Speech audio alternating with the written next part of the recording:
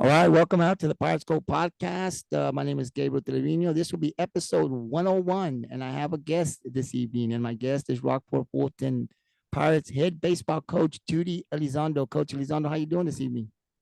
I'm doing well. Thank you Right, for coach. having Oh, yes, sir. Listen, I'm glad you could spend some time. I know you got a playoff game starting on Friday.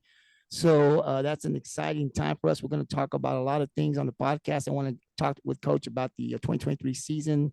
It just ended, right? We're going to talk about the playoffs, and we're going to get his thoughts on the 2 out of 3 series with Devine. That'll be the first round. That'll be played in Kennedy. And I also want to talk to Coach about some of the players.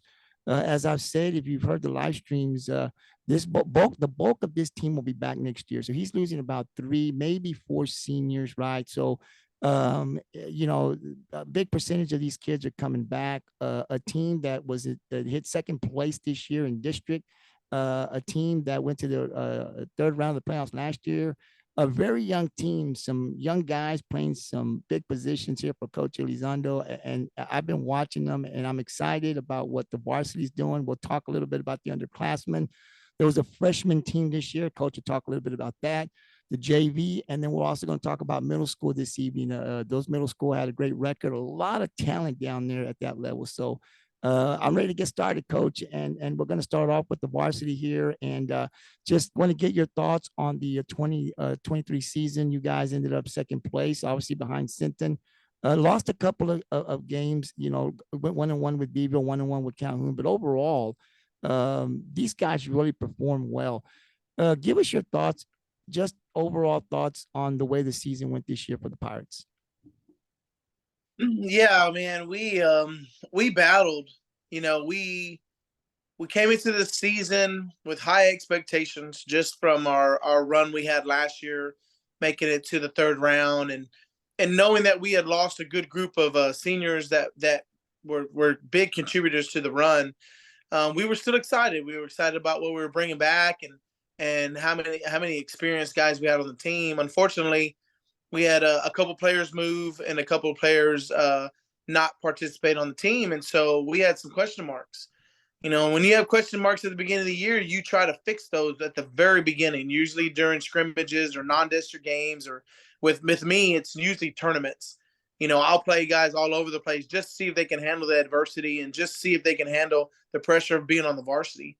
And we went through our lumps, but we still knew we could compete. We knew we still were a playoff contending team. It wasn't like we were worried about making the playoffs. And we started the district season and we battled Sinton for the first time at their place. Had a really good game on the mound by Sean, and then of course we beat West Oso. Then we ran into a little hiccup. We lost to Bevo at their place 5-4, and so a little bit of pressure was on us.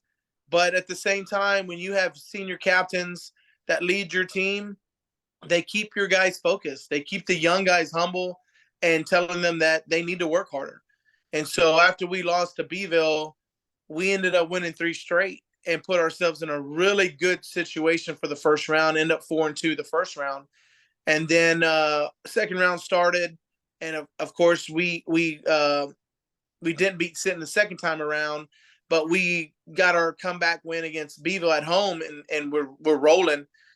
We did run into a hiccup with Port Lavaca the second time at home, and it wasn't us. We played very poorly, but we got refocused, and we were able to win the last 2 and put ourselves in a good situation at 8-4. Last year we were 10-2, so this year we were 8-4. We knew the magic number was 7 to get into the playoffs, so that's really good to know that we had clinched. And when we won the last game against Orange Grove at home, Port Lavaca ended up losing to Beeville, and that put us tied with Port Lavaca for second place. And so we had a flip, and we won the flip, and we ended up getting the second seed. So it worked out perfect for us. We were able to stay at second place at 8-4 and end up getting the second spot for the playoffs. There's nothing else we could be more happy about, and the boys were excited about that because they know how important it is to get the second seed. Yeah, it is. And, watching now toward the end of the season, I got out there to stream more of the games, watching a lot of the boys. Um, I want to talk to you a little bit about the offense. There's some young guys, Cowan at the bottom, Wittstein, Smith is a second. Um, let's see who else you got up there. I know you got Isaiah and Gibby, but some of these younger guys that you need them to produce, right? We need to be able to score runs in the middle and the bottom. Talk a little bit about these young guys and their growth on the offensive side from the beginning of the season to what you see now before we get into the playoffs. Yeah, we knew that we were going to have a good lead off with Jordy. He's been there for 3 years, and Isaiah was usually the 2 hole, but I felt like Isaiah's a little bit smarter batter now that he has that 3 year experience. So I put him at the 3 hole because that's the most important spot. And so I knew Devin was another returner who could handle the cleanup spot. So you look at those three, you had 6 guys that really I didn't know what to do with them. I didn't know where to put them. We had to go through some ups and downs, some experience. So I put Aiden Smith at the second batter, and I ran with it. He's a very, very powerful. He's a strong kid. If he gets a hold of a ball, he can turn a single into a double. So he stayed there. Then Sean started at the 7 spot. Sean's just been rolling, not only at pitching but as well as far as his bat. So we moved him to 5, and then I moved Jackson Gruber, a freshman. I put him straight designated hitter the second half of district. I put a lot on his plate early. I put him at third. I put him at catcher. I put him in the outfield. I pitched him, and I told myself I got to slow down with this young guy. I need him to have as much confidence as he can at the plate because he is very, very powerful. He's going to be one of our best hitters that comes through Rockport, in my opinion. And so now he's the 6 hole, and he's been steady there. 7 is Ryder Wittstein. People don't know how fast he is. He's a strong, fast kid. He puts the ball in play, and he usually gets a single. He usually gets a base hit. He has really good high eye hand coordination where he can put the ball in play and run out basically a lot of ground balls. And then Kyle Novak, who was just a pitcher last year, he's kind of filled that 8 spot, and he's stayed there, real consistent there as well. Can do a lot of things for me. And then the 9 holes, Jackson Cowan, our shortstop, who's a freshman, to me, who can flip the lineup. He leads the team actually in walks, so that helps out tremendously for him and get him on base because he's a speedster. So that's our lineup. And usually if Jackson Gruber's DHing, he's usually DHing for either Dawson Phillips or for Blake Garcia, 2 of our outfielders that spot play whenever Devin moves around.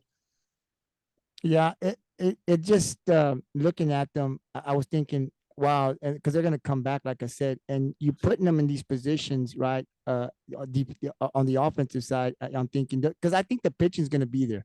Just looking at what you have and what's coming back for the Pirates, as a fan, I'm thinking, okay, the pitch is going to be there. As good as this offense will get, this year and next year and the year after, is going to tell a lot of how many games we're going to win because I believe the pitching will be there. The offense, I think, is going to I think it got better from the beginning to where we're at now going into the playoffs. Now we'll flip it over to the the pitching side of things. And of course, Kyle Novak, we'll talk about him in a minute. But your youngsters, we saw a lot of Sean Howell play, right? And I've got, I don't know if this is true. I'm sure it is because it was posted up here, but because I only have Sean's, right? So he went 5-1, lost 1 game. Of course, that was to Sitten. So if you look at it, he pitched 6 games. He went 5-1. He pitched 34 innings. He had 56 strikeouts, 17 hits, 17 walks. His ERA is 2.38, coach. I mean, this is a sophomore, right? So when again ask you, you've said that this is my number 1 guy. He's going to be my number 1 guy moving forward. Talk to us a little bit from the beginning because he got thrown right in the mix. I mean, he gets in there, you're going to pitch against the number 1 team in the state, buddy. Let's go. And he had 11 strikeouts, an impressive guy that I had heard before the season started. Watch out for his name popped up around you. This guy can play baseball. It's the first time I've actually seen him play more than 1 game. Your thoughts on his performance during the season? Yeah, he matured really fast on the mound. I give a lot of credit to Coach Martinez, our pitching coach. I let them run with what they know. I used to mess with pitchers when I first started coaching, and it takes a lot. It takes a lot off your plate when you have a guy that can be a pitching coach like Coach Martinez and just run with it. And they become very very good communicators with the players, and I just let them run with it. And Sean has just absorbed everything that we asked him to do. He actually has a total of 45 innings pitched for the year, and he has 80 strikeouts for the season so far. Mm. So that is pretty impressive. That's almost close to 2 strikeouts an inning. And we're just ecstatic about him, knowing that this is great for the future of Rockport-Fulton baseball. And he's become a leader. He takes those young guys and he does a great job of just trying to teach them the work, how much grind it is, taking care of your body and your arm as well. So, we take care of him as much as we can, but he's impressive. I mean, I saw it last year. It wasn't that we needed to throw him out there right away last year, because he probably would have done the same thing he's doing now. But last year we had some arms, and I felt like it was my responsibility to get them on the mound, and I knew Sean would have his time and he was ready, and so everybody's seeing it now, which is great. Yeah, he's getting stronger, and I saw more confidence in him as the season went. Every time I saw him get up there and pitch, you could just see the confidence building, and that's great. This is a sophomore who Rockport's got for 2 more years. So, yes, Sean Howell, you gotta get behind. I don't want to jinx them. I don't believe in that stuff. A little bit maybe, coach, but I love this kid, and we want to be able to give some exposure to our kids, and I'm just gonna brag on this kid now, and I'm gonna brag on him next year. That's just what we do here on the Pirates Cove podcast. Coach, another kid that was really impressive that I saw, Chris Oakman, a freshman. I saw you put him in situations. I mean, he comes in bases loaded, on an 8-2 and 1 out, no outs. And I'm thinking, man, coach, you're putting in a freshman. That's as a freshman for me. I said, wow, that's you got some confidence in the kid, right? I said, but for a freshman going in there, it's tough when you go in there. You got 1 out or no outs, bases loaded. That's tough. But he's come through for you, coach. And the times that I've seen him, he's been very impressive as a pitcher. Talk to us a little bit about Chris Oakman and his growth this year in the regular season. Yeah, at the beginning of the year, I didn't know what to expect from Chris. I've been able to know about him through Little League and kind of his work ethic and how good he could become. And so, I gave him a couple opportunities early in our scrimmages, and I was just kind of in my head, I was like, I don't think he's ready, and I knew that we could probably be able to use him a little bit in district. But as soon as we got done with our first tournament, I knew that he needed to be with us, because at first he was going to spot play some at freshman, and then he was going to pitch on the JV, and then he was going to come with us on Fridays. And I said, no, I ended up shooting that out real fast and said, you know what, he's got to be up. So at the beginning of the year, I put him in some big tough situations, like you just said, second and third with no outs. We're winning by 2 or 3. I just want to see if he can handle it. And he did. He did early in the season, and we were impressed. Once you do that, you build some confidence with your teammates, and people start to know that you can handle it. And so in district, we did it to him twice. We put him in against Port Lavaca. We put him in against Orange Grove, and we put him in some situations where he's had to work because he kind of lost it a little bit a couple of times, and he knew he had to get focused up, and so us to be able to put him in some situations where he's gained his confidence back is the world to me, because now he understands what he can do, and the future's bright for him as well. He could be a starter next year for us and just run with it, and hopefully that's what happens. Yeah, I've been really impressed, boy. I tell you what, you also pitched Gruber, like you said. We've seen you talked about Isaiah having to go in there a couple innings if need be. Patterson's another kid. He's a junior who's come on. Talk a little bit about Patterson and his growth this year. Yeah, when Case came to us a couple of years ago, he was trying to play first base and some third, and he's a multi-athlete. He plays a lot of sports. He plays football. He plays basketball. And I've seen him grow on the basketball court, and to see him come out, he comes out late to our season because of the basketball team. But this year he came out early, and he would throw on Saturdays, and they would get done with basketball practice. He'd come out on Wednesdays and long toss, and that's all he had to do. He was like, Coach, I'll be ready. So he's another one. We started on the JV early, and then we said, no, he needs to come with us. He needs the experience of being on varsity as a junior. And he's done great for us as well. we got some leads in some district games, and we were able to pull our pitcher and put him in, and he's impressive. He's gone normally about 1 inning, maybe two, but this last warm up game against Banquetti, he threw 3 innings, and we were impressed because he was consistent, and that's what we need. We need a guy like that can come in and just throw strikes, and we can do the rest after that. Yeah, no, it's been impressive. These guys have been impressive, and like I said, all three of those guys, those pitchers that we talked about just now, the coach talked about, they'll all be back next year on the baseball field. So it's great to see these young kids growing and producing and being successful at a very young age. Coach, we're going to go back a little bit now. Let's talk to you, junior varsity. You have your junior varsity. We don't really talk a lot about them here, but talk a little bit about their record, their season, and what we have going on there at that level. Yeah, my JV actually ended up 6-10-1 this year. You can take away 4 of those losses because they played 4 varsities. They were actually in our Best of the Bay varsity tournament this year. I usually like to put them against some smaller schools just to see how they can do. And they ended up, if you look at the record, they were actually 6-6-1, 500, and they all got to play. That was the benefit of us able to play. And we were fortunate enough that when we got into district and we had some non-district games, we were able to put 9 freshmen and make a freshman team. So we had actually a freshman team and a JV team this year of about 18 to 19 guys. So one team had 9 one game, and one would have 8, and then it would jump to 10 and 8. So we were able to play a whole schedule of the freshmen. And they ended up 2-6. They had 8 total games, but they were able to play. They weren't on the bench. They played every single game. We had and that's the best thing about trying to get a third team is you have enough kids that are going to play the game. It only makes them either better and to love the game, or they know they have to work harder and be able to be able, because next year they won't be able to be on the freshman team. They're going to be on the JV. So now you have those JV kids that are expected to make varsity, and you want them to make varsity. So now you have those guys as well. And you just kind of bring it all together, and the records mean a lot, but at the same time, you just want them playing baseball.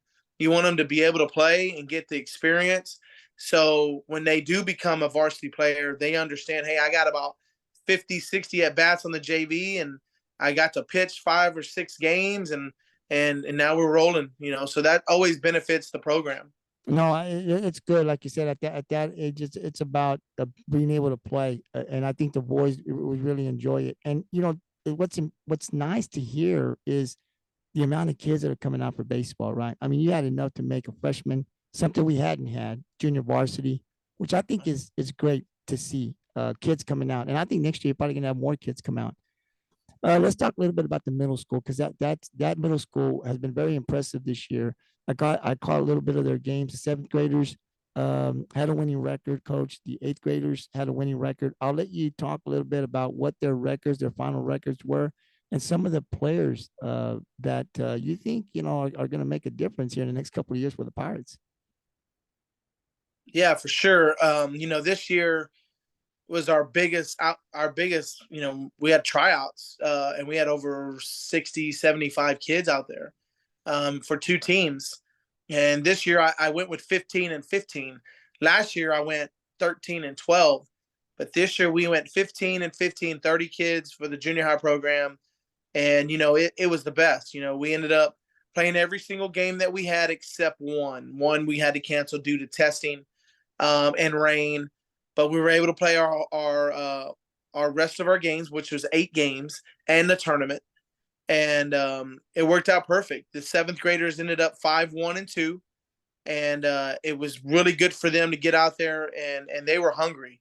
I've seen a couple of 7th grade teams before, but this one, when they lost, they were ready to go, and they were aggressive at the plate. That's what's really hard to teach junior high, middle school kids, is to be aggressive at the plate.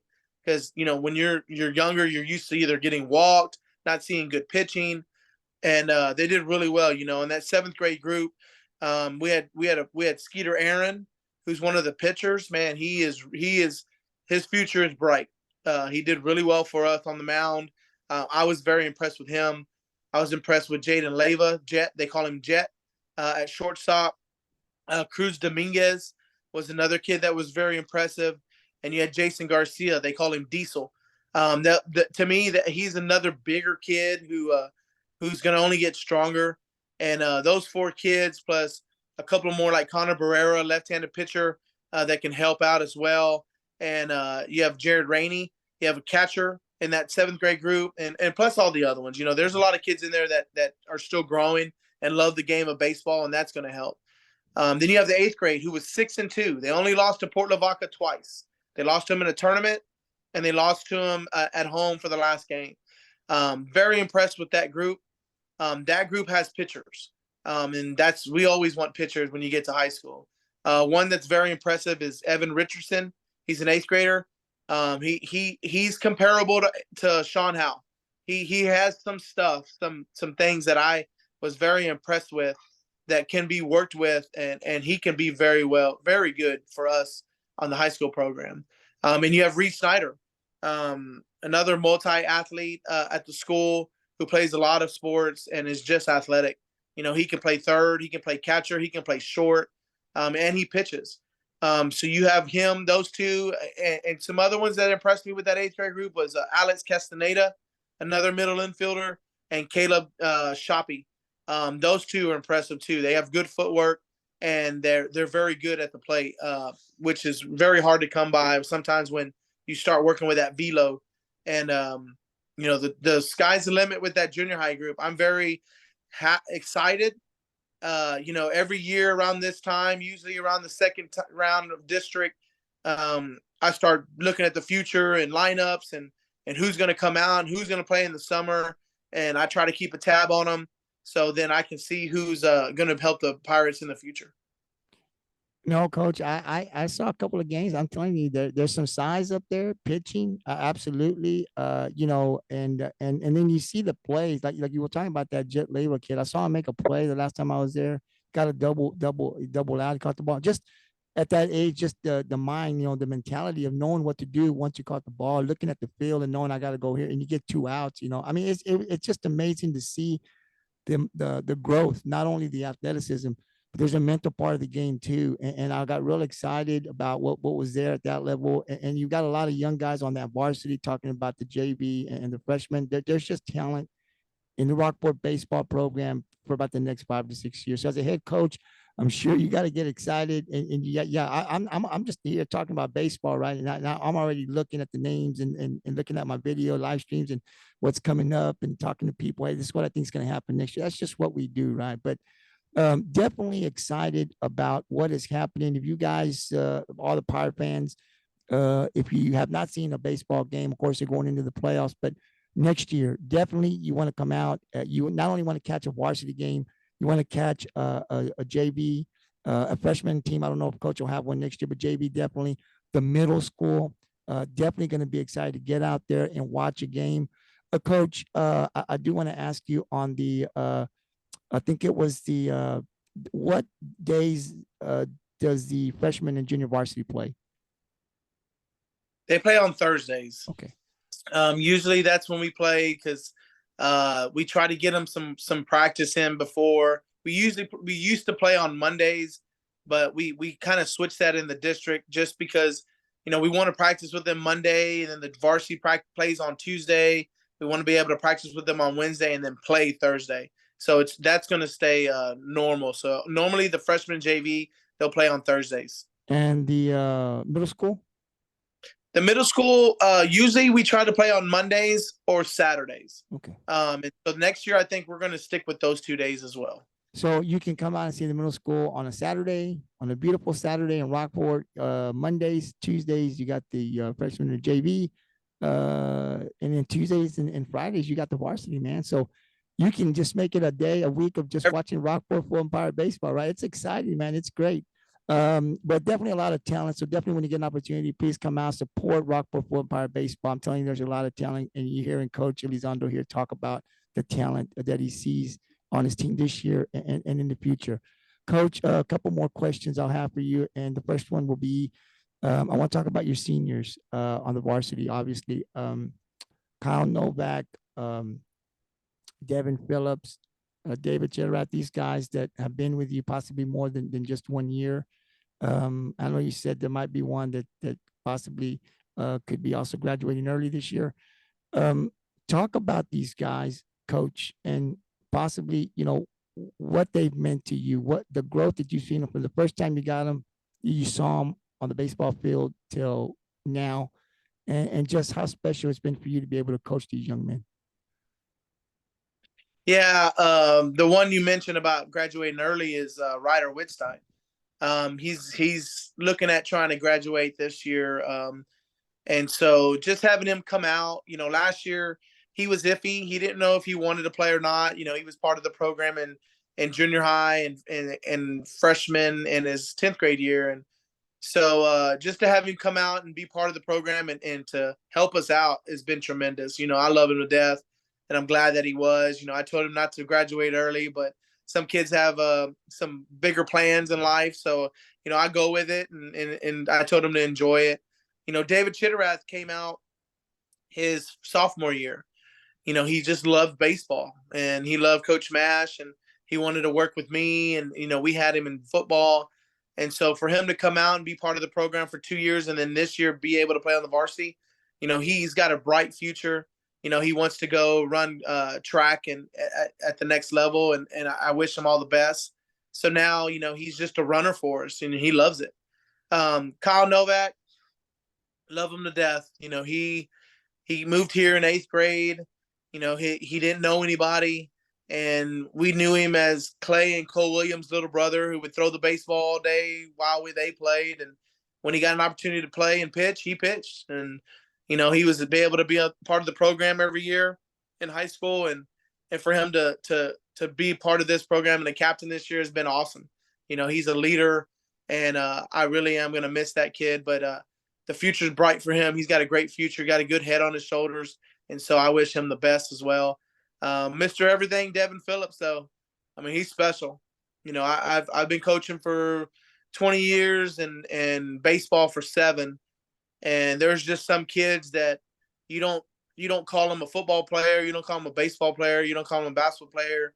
They're just a baller. They are one of those types of kids that comes through a program or through a school, and he'll give you his all, and yeah, he's a good one. I've been able to see him grow up and give us everything every time. So to have him do what he's done this year has been tremendous. He was just going to be my left fielder. That's all he was going to do. And then he wanted to play some center. And of course I told him, no, I said, it's a little different in center field than left field. And then he came to me one day and said, Coach, I want to try to play third base. And I ran with it. And the last 2 weeks, that's where he's been playing. And it's been the best move of my life as far as what I want to do now with the defense. And so he's a leader. And so now he's on the infield, and he demands them to listen to him, and which is the best part as a coach, is to see kids lead that way. So it's very special for Devin, and I'm going to miss him tremendously. And I wish him all the best at Southwestern, so he can go play football. And I told him, I said, hey, go talk to the baseball coach. He can call me right now, and I'll tell him all about you. So I wish him all the best too. Yeah, Coach, Devin Phillips is one that grew up here in Rockport. He's been a Pirate since the day he could probably start walking, right? And I always told people in football when he played football, I said the kid, he's not big, and he's not the fastest guy, but boy, he plays like he's 6'2", 220. I mean, you just see him. He has a great attitude every time I've seen him. He just loves sports, and he wants to play. Yep. And you saw him in basketball, and like you said, he's just a baller. And it's been great, Devin, to have you as a Pirate fan. I mean, just to watch you. It's sad to see these kids go because you never want to see them go. But they got to graduate. But the memories and having a kid like that just comes out and plays doesn't matter. I mean, he's had some success, Coach, and then he's seen non-success, right? But it never changed this kid and his attitude. He just went out there and performed. And I guess if you're coaching him, every coach, it's a dream to have a kid like this who's got a big heart, right? And is going to give you everything he can every time he gets on a football field, the basketball court, or baseball. So definitely going to be missed. I saw you got a little emotional there, so I know it means a lot to you. But I watched the kid play too, and he definitely is a Pirate, and he's going to be successful at the next level. So it's going to be great. We're going to miss him, but it's going to be great, and all of the stuff that he gave us, all the great memories he gave us here in Rockport. Coach, the last thing I'll ask you is to go ahead and talk about the tournament of the playoff. I'm sorry, the by district playoff round where we'll be playing Devine. Rockport will start game one on Friday. All of the games will be played in Kennedy. After game one, they'll go back Saturday for game two. And if need be, there'll be a game three. It'll be about 30 minutes after game two. Coach, talk to us a little bit. What do you know about Devine, and what do the Pirates need to do to win this series and advance to the second round? Yeah, I've been able to kind of know who we were going to play before the last week of district. We knew it was going to either be between Floresville and Devine, so we were able to sneak over and watch Floresville and Pleasanton play one weekend, and then we knew kind of where we would stand after that, and we were able to watch Devine play two games, one game against Pearsall and one game against Floresville. So we do know that they have 8 lefty batters out of 9. And we knew that very, very quick when we saw them. And they're scrappy. They're a scrappy team. You know, they're going to put the ball in play. They're going to do little things right. Defensively, you know, they don't make a whole bunch of errors. You know, their pitching is I wouldn't say that it's nothing that we haven't seen. You know, we've been fortunate enough to play in a district where there are some arms that we were able to see and be able to deal with. You know, so it's nothing that I go back and tell my team, hey, we haven't seen this yet, we haven't seen that. You know, 30 games into a season, I'm pretty sure we've probably seen every type of pitcher. You know, going all the way back to tournaments. So it's nothing that we can't compare them to, or what we haven't seen. So that's a blessing. And we're just going to have to play. You know, we're going to play on turf. We decided to go with Kennedy instead of home and home just because we don't know what the weather's going to be like. And, you know, Friday and Saturday are going to be exciting. And I told the boys, I said, the only way we don't move on is if you're not focused. If you're not focused on what you need to do for this team. And that's how I see it. You know, we were blessed to be the second seed in our district, which means that, you know, you play the third place team in another district. So if you go into that thinking, oh, they're in third place, they're not as good as we are, you're not going to win, you know, because they were still battling for second place with Floresville, just like we were battling with Port Lavaca. You know, without Port Lavaca losing that last game, we would be the third seed. So if you look at it, you know, I think we're about even. So it's going to be a good contest, and I look forward to the competition. And you know, that's always what you want to do. You know, their coach has been a long time assistant there at Devine. You know, so he took over this year, and so he's a veteran coach, so he knows how to play, he knows what to do, and you know, experience is always key when you get to playoffs. So it's going to be a good one. It'll be exciting. And Coach, if you who the winner of Rockport and Devine would play the winner of who? Do you know? Yes, we will play the winner out of Robstown, and I think it's La Feria. I think that's who's playing down in the 31 and 32 district. That's going to be good. But first, you know, Yeah. we got to go through the weekend. I think we got a good shot here. You know, like I said, the pitching, I think, and I had Kyle and Sean, and they both said when I had them on the podcast, we can pitch against anybody. They just wanted a chance. They just wanted to get in, and we'll make some noise there. So obviously, the game definitely go out. It's at Kennedy. It is a drive, but definitely go out, support the Rockport-Fulton Pirates. They'll be taking on Devine. First game, game one, is at 7 p.m. on Friday, and then they'll return back to Kennedy for game two at 2 p.m. And should there need to be a game three, it'll be 30 minutes after game number 2. So definitely good luck, Coach. Thank you for coming on. And I know we're gonna leave everything on the field. Hopefully, at the end of the day, we'll win the series and we'll be advancing to the second round. Coach, I'm not gonna be able to live stream it this year. I am gonna go, but I will be giving updates on the Pirates Code channel or Facebook. So every inning, you can tune into that, and I'll let you know exactly what we're doing. But is it going to be on Game Changer? Can they watch it on Yes, there? sir. Okay. Yes, it'll be on Game Changer. Okay. So you guys, I will not be able to live stream it this year, but I will be there giving updates. But you can also watch it on Game Changer if you want. If not, definitely follow me on the Pirates Cove channel, and I'll be giving updates every inning. So, Coach, thank you very much. I'll give you the final word here on the Pirates Cove. Anything you want to add? I just want to say thank you.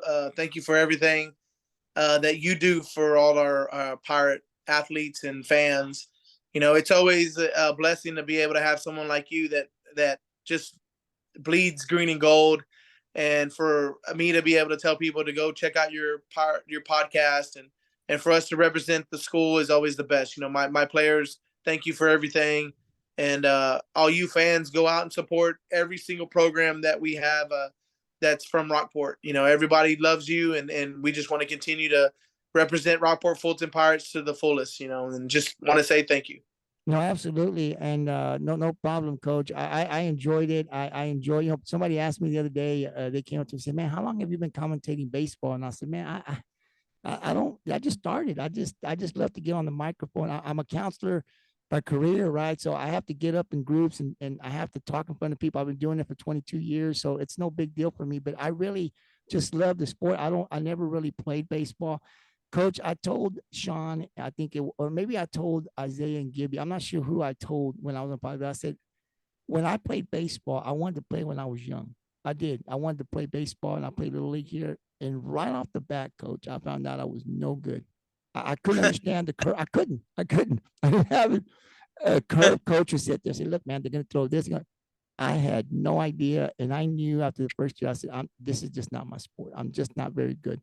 But I came in, basketball came natural to me. When I played basketball, it was natural. So not very good at baseball, but I tell you what, I love talking about it. And that's what I told the boys. I'm better on this side talking about it than actually getting on the field. If I played for you, Coach, if I was in high school, I wouldn't have even made the team. I mean, you probably would have told me something nice. Said, "Look, Trevino, you got to go. You just can't.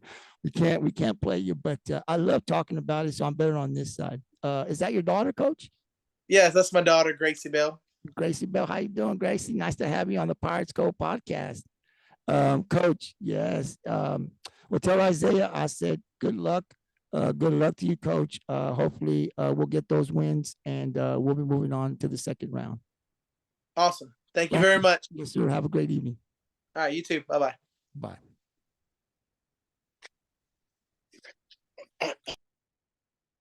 That was Rockport-Fulton Pirate head baseball coach Arturo Tutti Elizondo. He's had some success here. It's really great to have Coach on, and he's always willing to join the Pirates Go podcast and talk about his program. We're happy to have him here, and this is his fourth season, I believe, as the Pirates head coach. 3 full seasons. His first year, COVID took the season, but in his second season, I'm sorry, as head coach, he took the Pirates to the first round. And then last year's third season, 3 rounds. And then his fourth season here, he gets second place and going into the first round against Devine.